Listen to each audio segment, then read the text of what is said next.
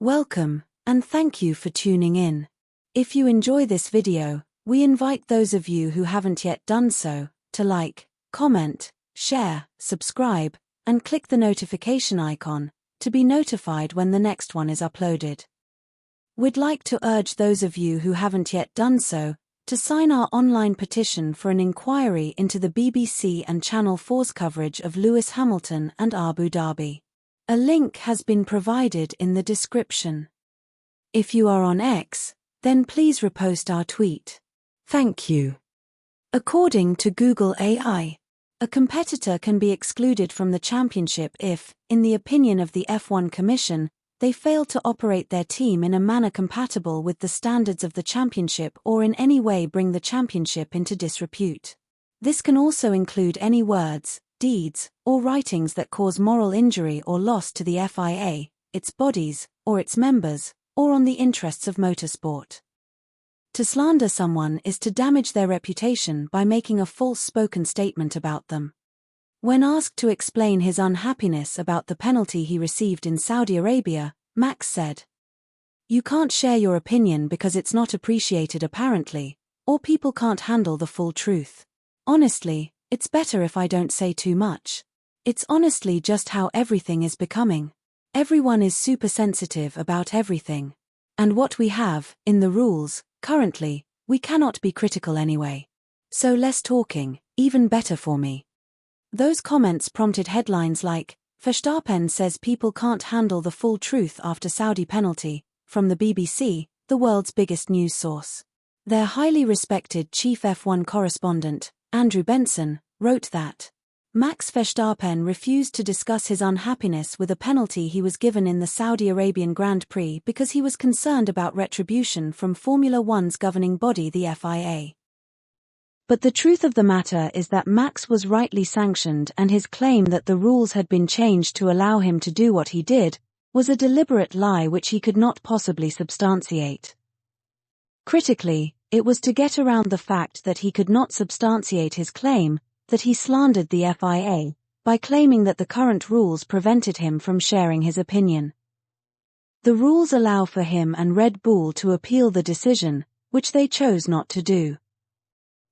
Others, including Martin Brundle, have debunked his false claim publicly. So, the FIA will appear to be a toothless bulldog if they fail to sanction Max and Red Bull for their conduct and comments after Oscar Piastri had put him to the sword in Saudi Arabia, no less.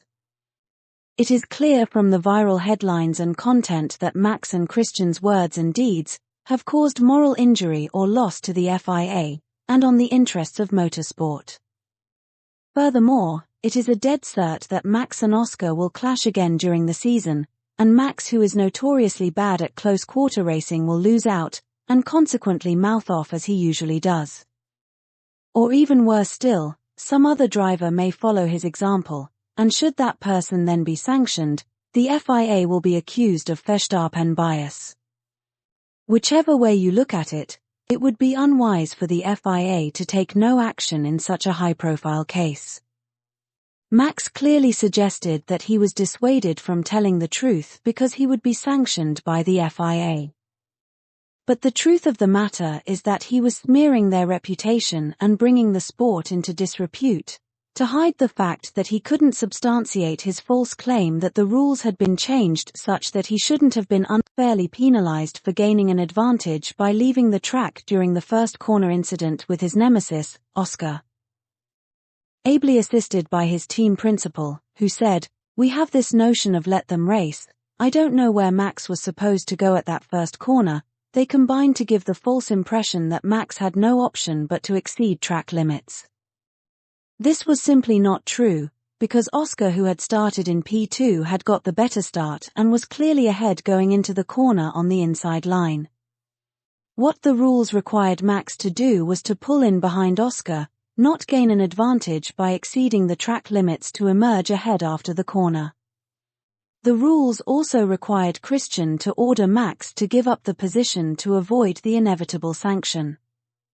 They thought they were fast enough to eke out a gap that would render any sanction irrelevant, and chose to cast aspersions on the reputation of the sport and its regulatory body when they failed.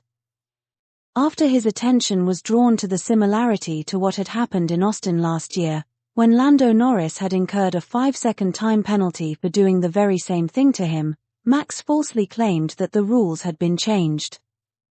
However, when he was subsequently asked to explain what the rule changes were, he fobbed the interviewer off by telling her to go and check the rules herself. It was because Max couldn't substantiate the false rule change claim that his petulance was founded on, that he was motivated to smear the integrity and reputation of the sport and its regulatory body, by claiming the rules barred him from speaking on it. Nevertheless, he had been speaking on it, otherwise he would not have been asked to back up his claim. It was only after he was asked to back up the claim that he could not do because it was false, that he came up with the lie that the rules barred him from giving his opinion. Critically, Max and Christian's comments were echoed by their supporters on social media, to the detriment of the sport and the FIA, with comments like, "Where was Max Verstappen supposed to go? This whole pushing someone off the track to force a penalty shtick is getting old, and it's only Formula One that does it this way."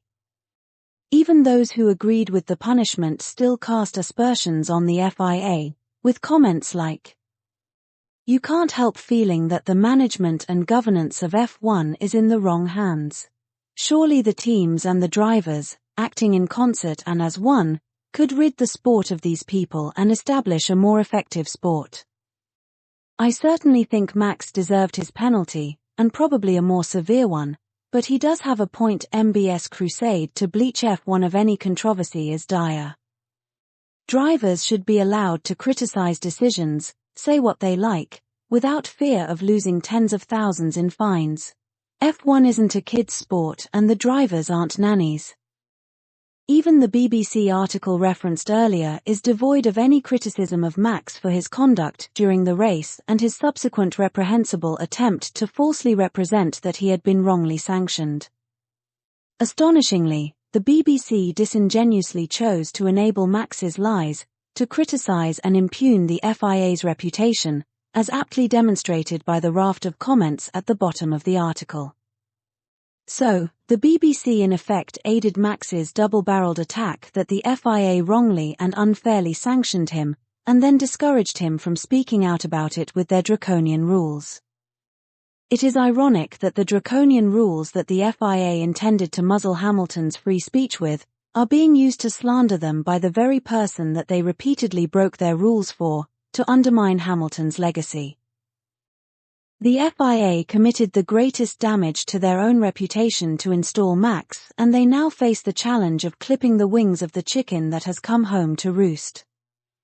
If the FIA do not sanction Max and Red Bull for bringing them into disrepute with their post-race antics in Saudi Arabia, then they will come across as weak. And how will they look when the inevitable worse situation happens in the future as Oscar continues to do to Max what Max used to do to Lando? Forza Ferrari.